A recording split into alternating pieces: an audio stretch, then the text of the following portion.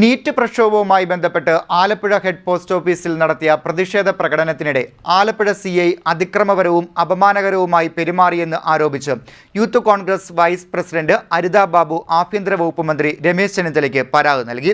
CIക്കെതിരെ നടപടിയെടുക്കണമെന്ന് പരാതിയിൽ ആവശ്യപ്പെട്ടു.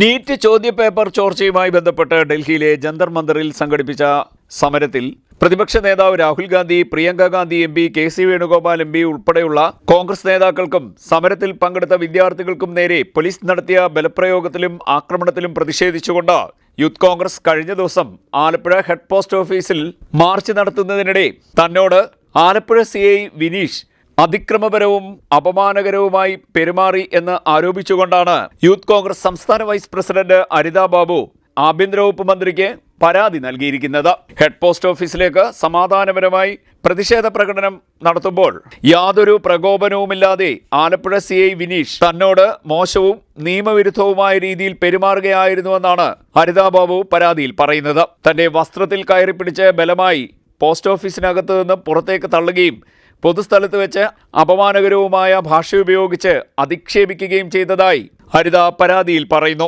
CIയുടെ നടപടികളെക്കുറിച്ച് അടിയന്തരവും സ്വതന്ത്രവും നിഷ്പക്ഷവുമായ അന്വേഷണം നടത്തുന്നതിനും സംഭവസ്ഥലത്തെ CCTV ദൃശ്യങ്ങൾ ഉൾപ്പെടെ പരിശോധിക്കുന്നതിനും നടപടി സ്വീകരിക്കണമെന്നും ഹരിത ബാബു ആവശ്യപ്പെടുന്നു. അതേസമയം സംഭവത്തിൽ ആലപ്പുഴ പോലീസിന് ഹരിത ബാബു പരാതിയും നൽകിയിട്ടുണ്ട്. CDNet news, Kayamkulam.